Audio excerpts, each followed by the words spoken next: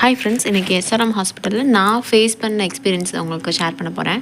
நான் ப்ரெக்னென்சி அப்போது 5th month செக்கப்புக்கு அப்போ போயிருந்தேன். ஃபஸ்ட் டைம் அப்போ தான் போயிருக்கேன் அந்த ஹாஸ்பிட்டலுக்கு. அப்போ என்னால் டேப்லெட் சாப்பிட முடியாத நிலமை. எனக்கு இதுக்கு முன்னாடி பார்த்த டாக்டர் வந்து சிறப்பாக கொடுத்துருந்தாங்க. அதுவுமே அந்த டைமில் என்னால் அந்த வாமிட்டிங் சென்ஸ் இருந்ததுனால அது சாப்பிட முடியாத டைமு.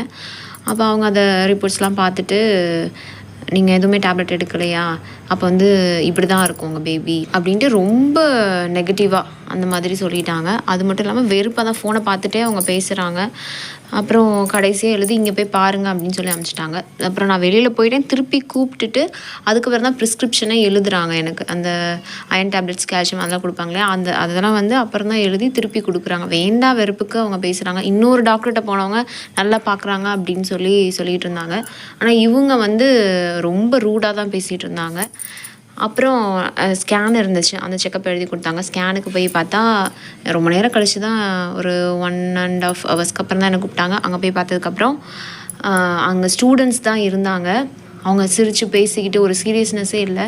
எனக்கு அந்த ஸ்கேன் பொசிஷன்லாம் என்னை இருக்க சொல்லிவிட்டு அதுக்கப்புறம் ஜாலியாக பேசியிருந்தாங்க. அப்புறம் டாக்டர் அவங்க வந்து அவங்கள ரொம்ப திட்டிட்டு, ஏன்னா இப்படி இருக்கீங்க அப்படி இருக்கீங்கன்னு சொல்லி திட்டிட்டு, அதில் கொஞ்சம் நேரம் டைம் வேஸ்ட் பண்ணிட்டு அதுக்கப்புறம் தான் எனக்கு ஸ்கேன் பண்ணாங்க. அதில் எனக்கு அந்த ஸ்கேன் எடுக்கவே அவ்வளோ நேரம் டைம் ஆகிடுச்சு. அதாவது அங்கே வந்து நமக்கு நம்ம ஹெல்த்தை வந்து அவங்க பார்க்குற மாதிரி தெரியல. அவங்க கிளாஸ் எடுக்கிறது அதுக்கு தான் நம்மளை யூஸ் பண்ணிக்கிறாங்க சாம்பிளாக, என்னை பொறுத்த வரையும், நான் பார்த்த வரையும். அப்புறமேட்டு எடுத்து அமிச்சாங்க. அப்புறம் ரிப்போர்ட் வர எனக்கு 3 ஹவர்ஸ் ஆச்சு. அதுவும் சரியாக தெரியல அப்படின்னு சொல்லிட்டு திருப்பி ஸ்கேன் பண்ண கூப்பிட்டு அப்படி எனக்கு நடந்துச்சு. அப்புறம் என்னோடய சிஸ்டருக்கு பார்த்திங்கன்னா சளி பிடிச்சிருக்கு அப்படின்னு தான் போனோம். வேறு அப்போ எதுவும் டாக்டர்ஸ் அவைலபிளாக பக்கத்தில் இல்லைன்னு சொல்லிட்டு அதுக்கு என்னென்னா அட்மிட் ஆகணுன்ட்டாங்க. எதுக்கு போனாலும் அட்மிட் ஆகணும், சளி பிடிச்சிருக்கிறதுக்கு கூட அட்மிட் ஆகணும், அப்போ தான் சரியாகும் அப்படின்னு சொல்லிட்டாங்க. ஒன்றும் இல்லை, நாங்கள் பார்த்துக்குறோன்னு சொல்லிட்டு வந்துட்டோம்.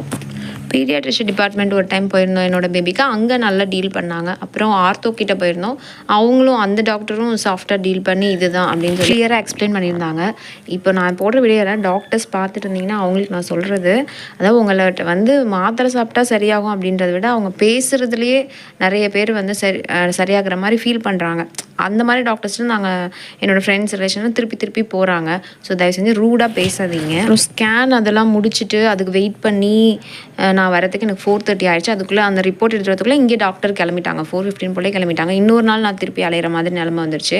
அது மட்டும் இல்லாமல் அவங்க சொன்ன அந்த வேர்ட்ஸில் எனக்கு ஓடிட்டே இருந்து நான் அழுதுகிட்டே இருந்தேன். ஈவினிங் வரையுமே எனக்கு ரொம்ப டிப்ரெஷனாக தான் இருந்துச்சு. அதாவது நம்ம ரிப்போர்ட்டை விட இப்படி சொல்லிட்டாங்களே, இப்படி ஆயிருமோ அப்படின்னு நம்ம பயந்தே, பேபிக்கும் எனக்கு ஏதாவது ஆயிருமோ அப்படின்னு என் வீட்டில் இருக்கவங்க நினைக்கிற அளவுக்கு அப்போ நடந்துச்சு. ஸோ அதுக்கப்புறம் என்னோடய ரிலேஷன் வந்து கிட்னி ப்ராப்ளம், அது டயாலிசிஸ் போயிருந்தாங்க. அதுவும் கொஞ்சம் சரியில்லை அப்படின்ற மாதிரி சொன்னாங்க. எனக்கு அது தெரியல.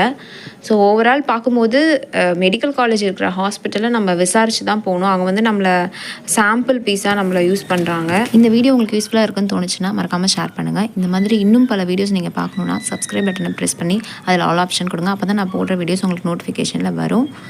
லைக் பண்ணுங்கள், கமெண்ட் பண்ணுங்கள். தேங்க்யூ ஃபார் வாட்சிங்.